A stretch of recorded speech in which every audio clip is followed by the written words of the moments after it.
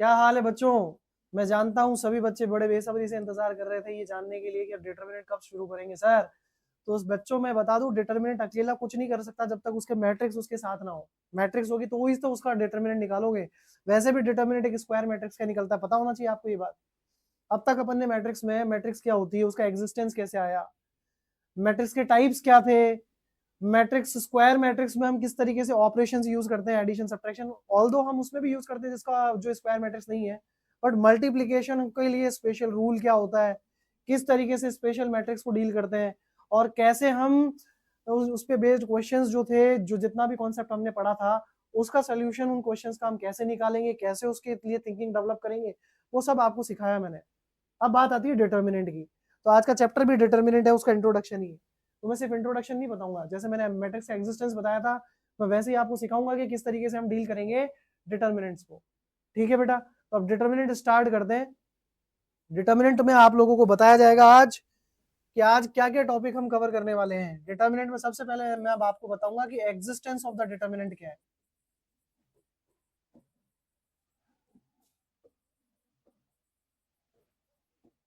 समझ रहे हो कि what is the existence of the determinant, कि डिटर्मिनेंट का एग्जिस्टेंस क्या होगा। उसके बाद मैं आपको बताऊंगा कि जो डिटर्मिनेंट होती है अलग अलग ऑर्डर की, determinant value of square matrix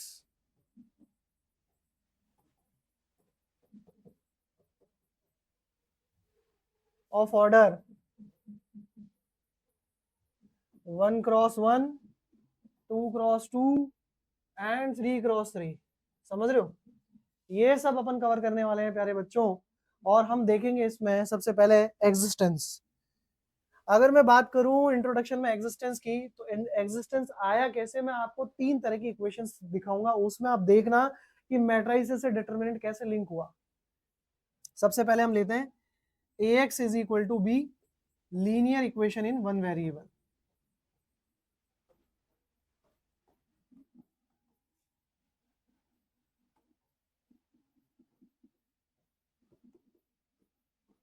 ठीक है प्यारे बच्चों, अब इसमें मैं लेके आता हूं आपके लिए सबसे पहले linear equation in one variable में ax इज इक्वल टू मैंने b लिखा। क्या सर अब इसको मैट्रिक्स फॉर्मेट में ला सकते हैं? बिल्कुल ला सकते हैं प्यारे बच्चों। कैसे लाएंगे? सबसे पहले आप लिखो a, ये हो गई मैट्रिक्स 1/1 की, फिर आप लिखो मैट्रिक्स वेरिएबल की, दैट इज 1/1, और लास्टली मैं लिखूंगा आपको b, दैट इज ऑल्सो 1/1। तो हमने तीन मैट्रिक्स लिखी, तीनों का ऑर्डर क्या है बच्चों? 1/1 है। यानी कि अगर मैं ए को मल्टीप्लाई करूंगा तो मल्टीप्लीकेशन का जो नेसेसिटी है, मैट्रिक्स मल्टीप्लीकेशन की जो नेसेसिटी है वो क्या है, पहले तो मैं वो इंप्लीमेंट करूंगा। तो वो क्या होता है कि भैया पहली मैट्रिक्स जो मल्टीप्लाई हो रही है जिसको प्री फैक्टर बोलते हैं, प्री फैक्टर वाली मैट्रिक्स का number of columns post matrix, यानी कि जो बाद में जो मैट्रिक्स मल्टीप्लाई हो रही है उसके नंबर ऑफ रोज के बराबर होना चाहिए। क्या है? बिल्कुल है सर। तो मैं पहली रो को पहले कॉलम से मल्टीप्लाई करूंगा तो मैट्रिक्स मिलेगी मेरे को जो ऑर्डर बच गया है, तो ये मिलेगा a इंटू एक्स, यानी कि 1x1 का मैट्रिक्स, जिसमें जिसमें मेरे को सामने मैट्रिक्स मिल रही है b, that is constant matrix. समझ में आई बात? ये भी 1/1 की मैट्रिक्स ही है बेटा। अब हमें पता है कि दो मैट्रिक्स इक्वल कब होती है? जब उनके ऑर्डर सेम हो और उनका एलिमेंट भी सेम हो। तो क्या ax is equal to b मिल रहा है? बिल्कुल मेरे को यही मिल रहा है। अगर आपको ये बात प्यारे बच्चों समझ में आती है तो क्या मैं यहां से सॉल्यूशन डायरेक्ट भी तो लिख सकता था, that is b upon a। अब इस b को मैं ऐसे भी लिख सकता हूं, क्यों? क्योंकि ये है मैट्रिक्स 1/1 की, तो इसकी डिटर्मिनेंट भी क्या होगी, कुछ इस तरीके से रिप्रेजेंट की जाएगी। बात ध्यान रखना, जब डिटर्मिनेंट कोई भी डिटर्मिनेंट रिप्रेजेंट की जाती है, किसी भी मैट्रिक्स की डिटर्मिनेंट रिप्रेजेंट की जाती है, जैसे मान लो मैंने यहाँ कोई मैट्रिक्स लिखा है ए, दैट इज aij, तो उसके डिटर्मिनेंट को किससे रिप्रेजेंट करते हैं? डिटर्मिनेंट को इस तरीके से रिप्रेजेंट करते हैं, मैट्रिक्स को इस तरीके से रिप्रेजेंट करते हैं, तो डिटर्मिनेंट को इस तरीके से इंडिकेट किया जाता है।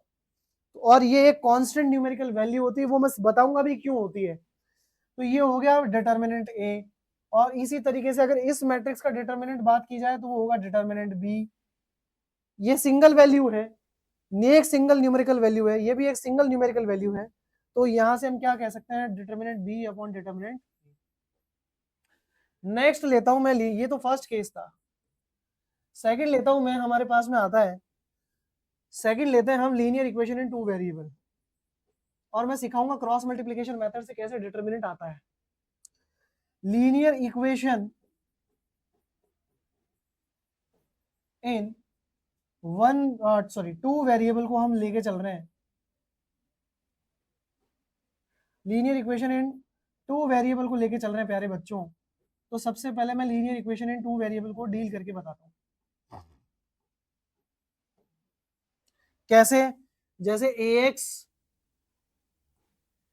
जैसे हम बात करें a1x plus b1y plus c1 is equal to 0, और आप लिखते थे इसको a2x plus b2y plus c2 is equal to 0, ऐसे ही लिखते थे ना प्यारे बच्चों, हाँ या ना। तो हम क्या कह सकते हैं, हम ये कह सकते हैं कि a1x plus b1y plus c1 is equal to 0, a2x plus b2y plus c2 is equal to 0, ये हमारे पास में दो पेयर ऑफ लीनियर इक्वेशंस हैं, और यही आप लोगों ने क्लास 10th में पढ़ी होगी जब आप लोगों ने क्रॉस मल्टीप्लिकेशन मेथड देखा होगा। अंडरस्टूड है क्या, समझ में आई ये बात। तो इंपॉर्टेंट क्या है, इंपॉर्टेंट ये है, हम इस फॉर्मेट को थोड़ा सा मॉडिफाई करते हैं। कैसे, मैं plus c1 is equal to 0 और plus c2 is equal to 0 की जगह is equal to c1 is equal to c2 लिखूंगा। अंडरस्टूड है। और इसको आगे थोड़ा सा इस तरीके से डील करेंगे हम इसको थोड़ा सा फॉर्मेट क्रॉस मल्टीप्लिकेशन मेथड की तरफ लेके आएंगे, और क्रॉस मल्टीप्लिकेशन मेथड पे लेके आने के बाद इसको सिंप्लीफाई करेंगे, बिल्कुल जैसे 10th में सीखा है। मैंने क्या किया, जो plus c1 plus c2 is equal to 0 लिखते थे उसको मॉडिफाई कर दिया है, इक्वेशन को ट्रांसफॉर्म करके मैंने लिखा a1x plus b1y is equal to c1, a2x plus b2y plus c2 is equal to plus b2y is equal to c2, correct. अब मैं इसको ऐसा क्यों लिख रहा हूं, उसका रीजन भी समझाऊंगा। तो यहां सबसे पहले इस पे क्रॉस मल्टीप्लिकेशन मेथड लगाना है, तो हम इसे एलिमिनेट करना सीखते हैं। वेरिएबल एलिमिनेट करने के लिए फर्स्ट इक्वेशन को मैं मल्टीप्लाई करूंगा प्यारे बच्चों, फर्स्ट इक्वेशन को मैं मल्टीप्लाई करूंगा प्यारे बच्चों, क्योंकि x मल्टीप्लाई करना है y मल्टीप्लाई करना है वो डिसाइड मैं करूंगा। तो अगर मेरे को लेट सपोज y को एलिमिनेट करना है तो इन दोनों का कोफिशिएंट क्या बनाना पड़ेगा, सेम।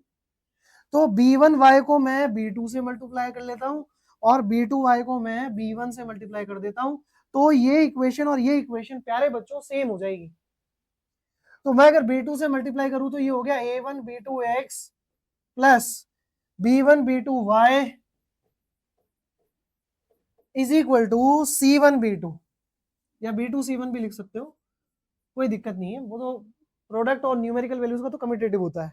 ऐसे ही b1 से मल्टीप्लाई करते हैं, a2 b1x plus b1 b2y is equal to b1 c2। क्या प्यारे बच्चों आप लोगों को ये बात समझ में आई, मैंने इसको b1 से मल्टीप्लाई कर दिया, इसको b2 से मल्टीप्लाई कर दिया, और वहां आपके सामने फंडामेंटल जो इक्वेशन है वो आ गई है। अब क्या करना है प्यारे बच्चों, अब सिंपली, अब कुछ नहीं करना है, इसको सॉल्व करना है। सॉल्व करना है तो इसको एलिमिनेट करना होगा, एलिमिनेट करने के लिए माइनस साइन लगाया, और ये वैल्यू कैंसिल हो गई।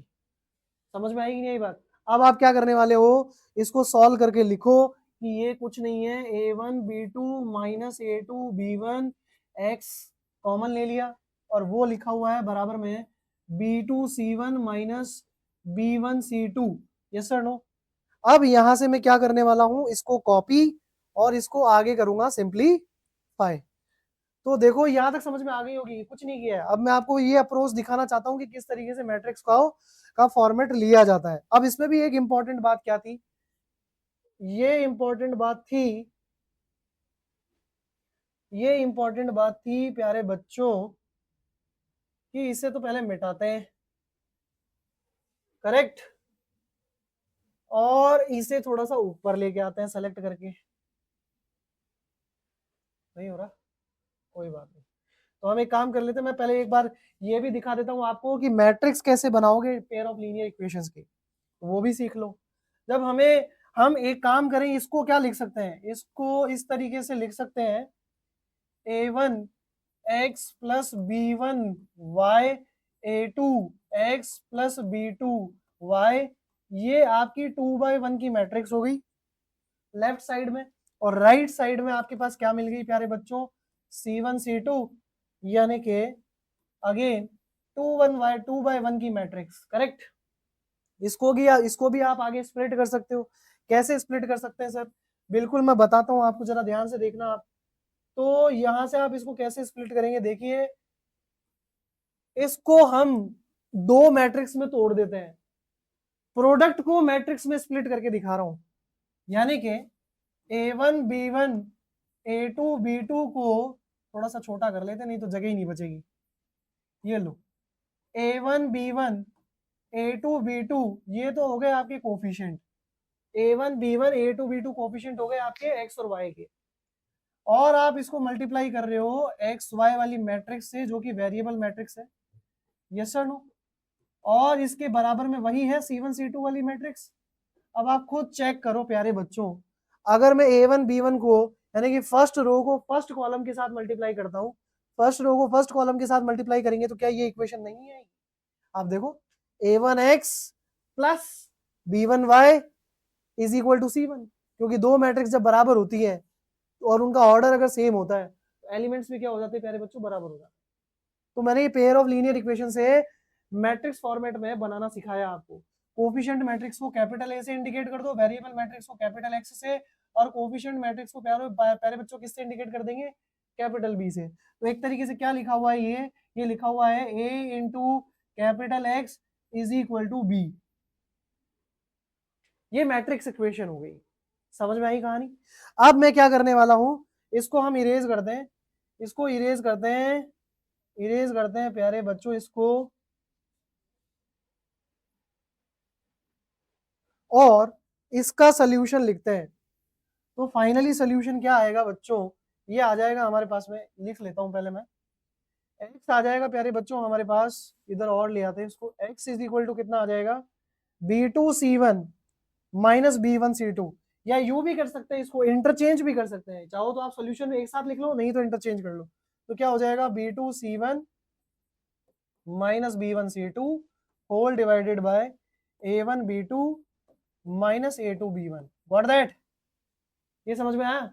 अब इसको एक तरीका और है लिखने का, वो क्या है देखो, मैं x के डिनोमिनेटर में ले आता हूं इसको, उसका रीजन बताऊंगा क्या है। B2C1 minus B1C2 is equal to 1 upon A1B2 minus A2B1।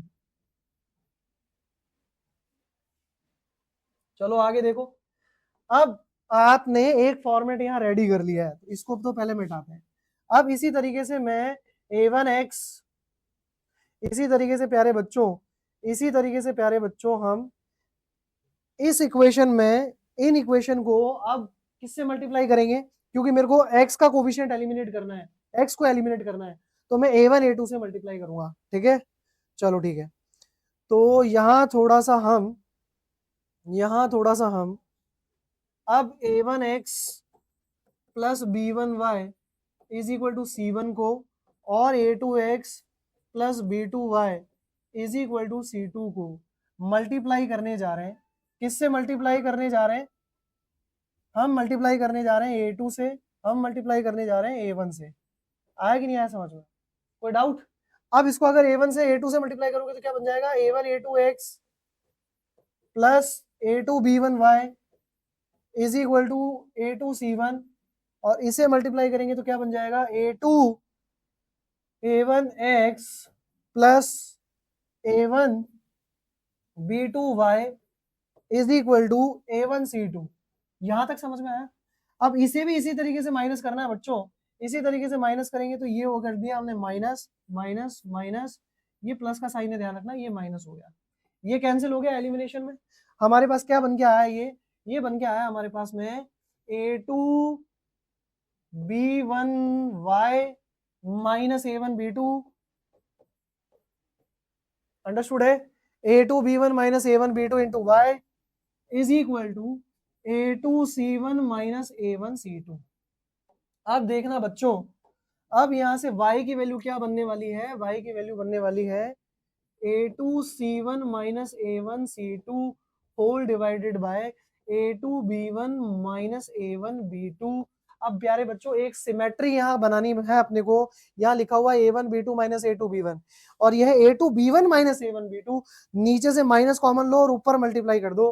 तो यहाँ से y क्या बन जाएगा, जैसे ही मैं माइनस कॉमन लेके दोनों में न्यूमरेटर डिनोमिनेटर में दोनों में माइनस से मल्टीप्लाई कर दूं, अगर मैं न्यूमरेटर डिनोमिनेटर में दोनों में माइनस से मल्टीप्लाई कर दूं, यानी कि -1 से मल्टीप्लाई कर दूं, दोनों में न्यूमरेटर डिनोमिनेटर में -1 से मल्टीप्लाई कर दूं, तो सिचुएशन क्या बनने वाली है, वो बनने वाली है A1C2 minus A2C1 whole divided by A1B2 minus A2B1। आया कि नहीं आया समझ में, अंडरस्टूड है क्या? अब देखो इसको हम करते हैं थोड़ी देर के लिए कॉपी। अब ध्यान से देखना बेटा, इन सबको तो मिटा देते हैं।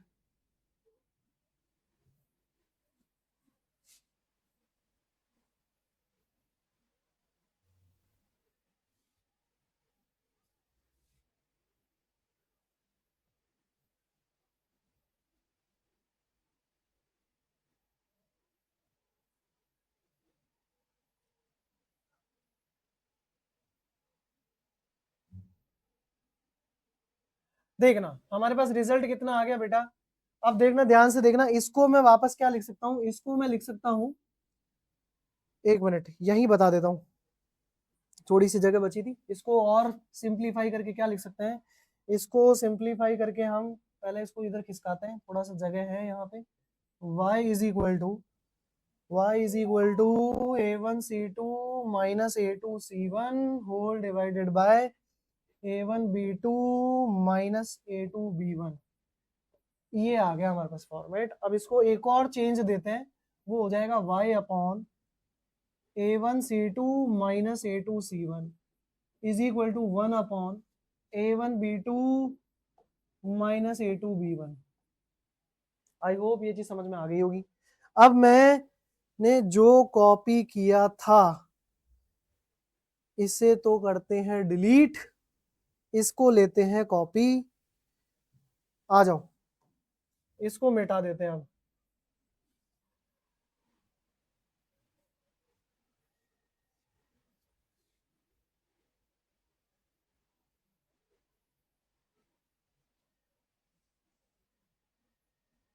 देखो अब मैं इसको रीराइट कर रहा हूं। अब रीराइट करने का पर्पस भी समझ में आ जाएगा, x अपॉन बी। देखो ध्यान से देखना, p upon p is equal to Q, p is equal to Q, और ये है p Q r is equal to Q. ऐसे मान लो या यूं समझ लो, p is equal to Q, r is equal to Q. जब एक ही क्वांटिटी दो अलग अलग क्वांटिटी के बराबर हो जाए तो तीनों सेम हो जाते हैं। जैसे अगर a is equal to B है और a is equal to C है, तो मैं ये कह सकता हूँ a is equal to B is equal to C, correct. तो यहाँ से अगर हम ऐसा कह सकते हैं तो यहाँ लिखेंगे B2C1 minus B1C2 is equal to 1 upon A1B2 minus A2B1। अब देखो पहले y लिख लेते हैं, तो y कितना आ जाएगा हमारे पास, y आ जाएगा भैया A1C2 minus A2C1 is equal to 1 upon A1B2 minus A2B1। क्या ये फंडामेंटल समझ में आया? अब ध्यान से देखना बेटा, ये तुम्हारा वही क्रॉस मल्टीप्लिकेशन मेथड है जो तुम लोगों ने क्लास 10th में पढ़ा है, बट वहां plus C1 is equal to 0 plus C2 is equal to 0 वाला फॉर्मेट होता था। मैंने थोड़ा सा मॉडिफिकेशन किया है ये समझाने के लिए कि किस तरीके से determinant pair of linear equation में इंट्रोड्यूस की जाती है। तो देखो अब इसको मैं इस तरीके से मेंशन करके दिखा सकता हूं।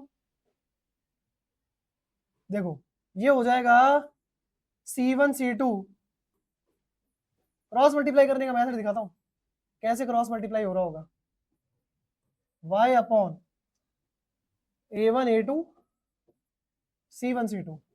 आपके वहां माइनस आता था भाई, नीचे से कॉमन लेके आप इस यूनिफॉर्म बनाते थे याद रखने के हिसाब से। मैं यहां अब डिटरमिनेंट के हिसाब से बता रहा हूं, ठीक है। 1 upon A1 A2 B1 B2, हाँ या ना। तो ये हमारे पास में फंडामेंटल आ गया। अब देख रहा है ये डिटरमिनेंट कैसे बनेगा प्यारे बच्चों, ये डिटरमिनेंट कैसे बनेगा, यही होता है क्रॉस मल्टीप्लाई करने का तरीका। यस और no?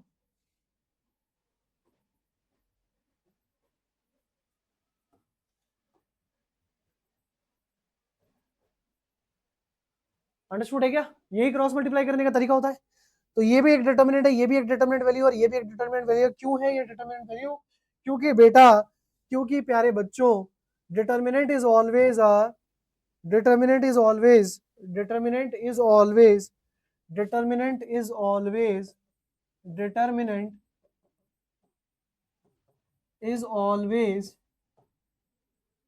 a constant numerical value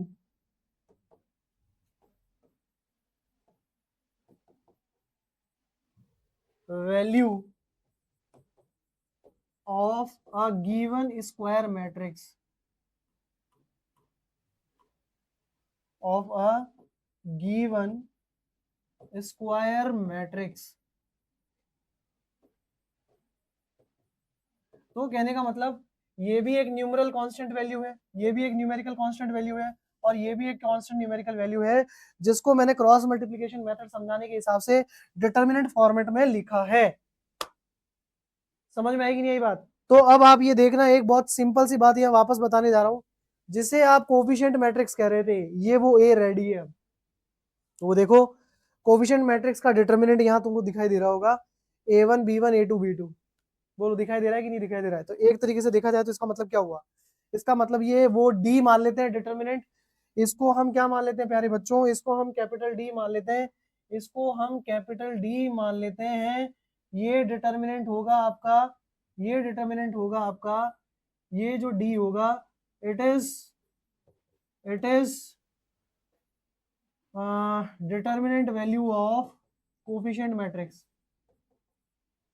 it is determinant value of coefficient matrix.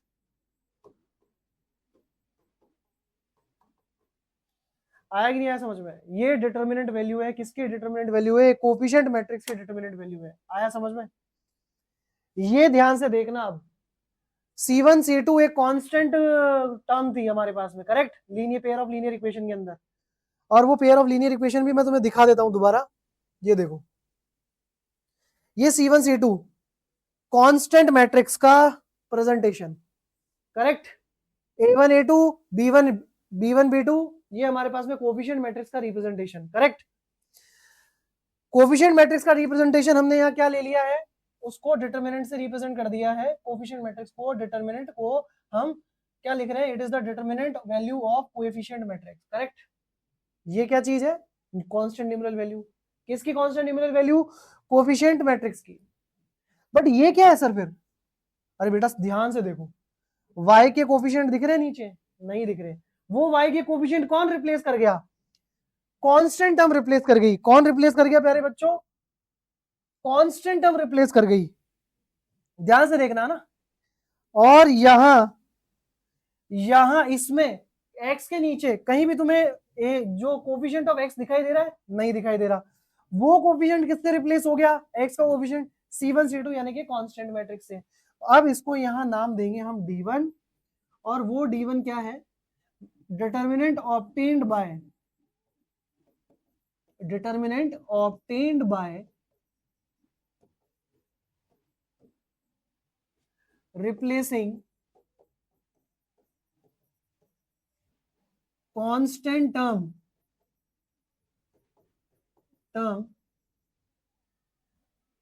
और इसको भी इसी तरीके से D3 दे बोल सकते हैं हम, constant term with coefficient of x। आया कि नहीं आया समझ? कोएफिशिएंट ऑफ x से हमने क्या कर दिया बच्चों? रिप्लेस कर दिया। किसको रिप्लेस कर दिया हमने? C1 C2 से रिप्लेस कर दिया। समझ में आया?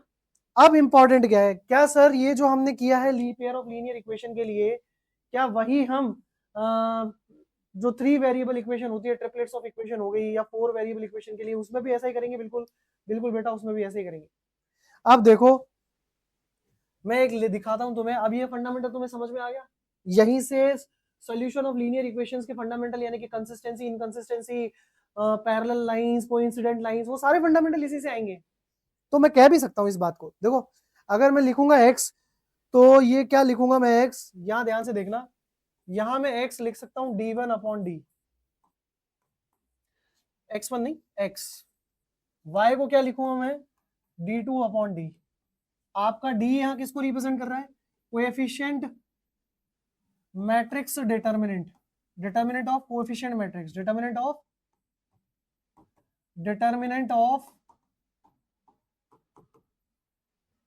Coefficient matrix. D1 किसको रिप्रेजेंट कर रहा है? Determinant of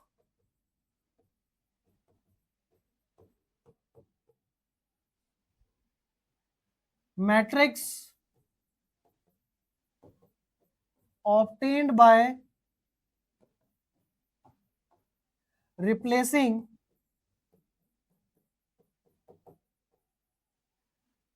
coefficient of x with constant term, with constant term respectively,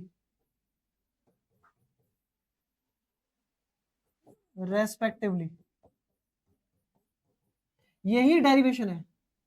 इसी तरीके से D2 भी हो जाएगा, और D2 में सिर्फ अपने को क्या लिखना है, यहां जो रिप्लेसमेंट होगा वो रिप्लेसमेंट आपका किसका होगा? वो रिप्लेसमेंट होगा replacement of coefficient of y with C1 and C2। समझना इस चीज को। तो आपकी D1 आपको समझ में आ गई है, यानी कि सबसे पहले तो मैं D की बात करूं तो D कितना आ गया बेटा? D आ गया हमारे पास में A1 A2 B1 B2। इसी तरीके से आपके पास D1 कितना आ जाएगा? D1 आ जाएगा प्यारे बच्चों, D1 आ जाएगा आपके पास में C1 C2 B1 B2। इसी तरीके से आपके पास D2 कितना आ जाएगा प्यारे बच्चों? D2 आ जाएगा आपके पास A1 A2 C1 C2। ये रिप्लेसमेंट बिल्कुल, और है भी, देख लो तुम्हारे सामने है, यही डेरिवेशन हमने करके निकाला है। उसी डेरिवेशन से हमने डिटरमिनेंट का एग्जिस्टेंस भी आपको सिखा दिया है। यही आपको लीनियर इक्वेशन इन 3 वेरिएबल के अंदर भी लेके चलना है। यही आपको कहाँ लेके चलना है? Linear equation in similarly we can implement. अच्छा, एक चीज तो मैं बताना ही भूल गया, now you can apply consistency and inconsistency.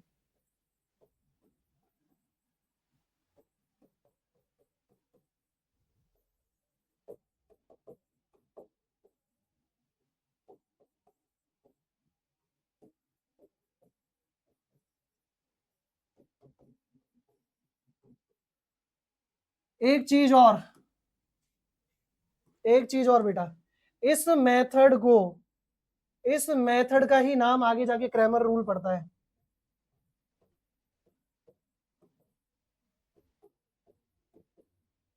समझ में आएगी? इनकंसिस्टेंसी। चलो, अब लीनियर इक्वेशन इन 3 वेरिएबल में कैसे? Similarly for linear equation in 3 variable में भी ऐसे ही चलना होगा। कैसे? सबसे पहले आप लिखोगे A3 कहां से शुरू कर रहे हो? सबसे पहले आएगा A1x plus B1y plus C1z, Z कुछ ज्यादा ही वो हो गया है, ऐसे लिख लो, is equal to D1 A2x plus B2y plus C2 is equal to C2z is equal to D2 A3x plus B3y plus C3z is equal to D3। आया ना? इसको हम रिप्रेजेंट कर देते हैं, किससे रिप्रेजेंट कर देते हैं? मैट्रिक्स फॉर्मेट से। सबसे पहले तो कोफिशिएंट मैट्रिक्स हो गई A1 B1 C1, A2 B2 C2, A3 B3 C3 for XYZ variable, Z यही रहने दो, और कांस्टेंट मैट्रिक्स हो गई D1 D2 D3। आया कि नहीं आया समझ में? आप आराम से मल्टीप्लाई करो, पहले रो को फर्स्ट कॉलम से मल्टीप्लाई करोगे, यही इक्वेशन आएगी। आया कि नहीं आया समझ में? दूसरी रो को इससे मल्टीप्लाई करोगे, इससे इक्वेट करोगे, तो ये इक्वेशन आएगी। और तीसरी रो को फर्स्ट कॉलम से मल्टीप्लाई करोगे, क्योंकि ऑर्डर तो मल्टीप्लिकेशन में यही फॉलो करेगा ना। 3 by 3 will be multiplied with 3 by 1, we will be getting 3 into 1 order। आया कि नहीं आया समझ में? आगे क्लियर ही चीज? तो जब फर्स्ट रो को फर्स्ट कॉलम से, सेकंड रो को फर्स्ट कॉलम से, थर्ड रो को फर्स्ट कॉलम से मल्टीप्लाई करोगे, you will be getting these equations. और वहां से जो मेरे वेरिएबल्स के सॉल्यूशन मिलेंगे वो कुछ इस तरीके से मिलेंगे, d1 upon D x Y मिलेगा मेरे को d2 अपॉन डी, और z मिलेगा मेरे को प्यारे बच्चों d3 अपॉन डी। और ये जो d है वो d आपका यही है प्यारे बच्चों, d मेरा क्या है, a1 b1 c1 a2 b2 c2, coefficient matrix का डिटरमिनेंट, कोफिशिएंट मैट्रिक्स का डिटरमिनेंट क्या होगा मेरा, d बनने वाला है। तो सर d1 क्या होगा, d1 प्यारे बच्चों देखो, d1 वो होगा जो x के कोफिशिएंट को कांस्टेंट हम रिप्लेस करेगी, that is d1 d2 d3 b1 b2 b3 c1 c2 c3। Similarly d2 क्या होगा प्यारे बच्चों, d2 होगा हमारे पास a1 a2 a3 d1 d2 d3 c1 c2 c3। Similarly d3 क्या होने वाला है बेटा, d3 होने वाला है a1 a2 a3 b1 b2 b3 और d1 d2 d3, करेक्ट, ये मेरा d3 होने वाला है। Again to obtain the solutions in terms of consistency inconsistency, यही चीज अप्लाई करनी है।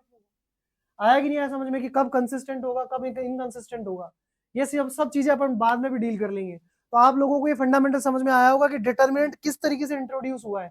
Actually cross multiplication method of linear equation in two variables से पिक्चराइज हुआ कि इस तरीके से डिटरमिनेंट न्यूमेरिकल वैल्यू होती है, वहां इसे लेबल किया होगा। आई होप ये चीज बहुत अच्छे से सभी प्यारे बच्चों को समझ में आ गई होगी। तो मैं आपको यही बोलना चाहूंगा बेटा, आगे मैं आप लोगों को समझाऊंगा कि डिटरमिनेंट फर्स्ट ऑर्डर, जैसे अगर मैं बात करूं डिटरमिनेंट ऑफ ऑर्डर 1 2 और 3 कैसी होती है। अब आपको वैसे ही समझ में आ गया होगा कि अगर मैंने कोई मैट्रिक्स ए लिखा है कुछ इस तरीके से ए, तो डिटरमिनेंट ए क्या हो जाएगा बेटा, ए हो जाएगा। समझ में आएगी नहीं डायरेक्टली। अगर मैंने कोई मैट्रिक्स लिख दिया बी और वो लिख दिया कुछ इस तरीके से 2/2, ये 1/1 की मैट्रिक्स का डिटरमिनेंट वैल्यू। अगर मैं बी लिख रहा हूँ लेट सपोज, और मैंने उसमें कुछ लिखा है कुछ इस तरीके से a1 a2 c1 c2, तो इसका डिटरमिनेंट वैल्यू कैसे निकालना है वो हम देख चुके हैं, क्रॉस मल्टीप्लिकेशन मेथड इस तरीके से a1 c2 minus a2 c1। और अगर इसी तरीके से 3 ऑर्डर की मैट्रिक्स हो गई, मान लो a1 b1 c1 a2 b2 c2 a3 b3 a3 b3 c3, तो इसे कैसे इवेल्युएट करेंगे ये हम नेक्स्ट लेक्चर में आपको सिखाएंगे। कहाँ सिखाएंगे, नेक्स्ट लेक्चर में सिखाएंगे कि कैसे हम सारस मेथड, या जो उसको विंडो मेथड भी कहते हैं, या डायरेक्ट मेथड क्या होता है इवेल्युएट ऑफ, या कोफैक्टर माइनर क्या होते हैं, पहले वो समझाऊंगा फिर इसको इवेल्युएट करने का तरीका समझाऊंगा। अभी तक के लिए प्यारे बच्चों थैंक यू सो मच। हम मिलेंगे नेक्स्ट लेक्चर में इसी कॉन्सेप्ट के साथ, और आपको समझाएंगे कि किस तरीके से इस डिटरमिनेंट को इवेल्युएट किया जाता है, कौन सा एक्सपेंशन मेथड है। Thank you so much.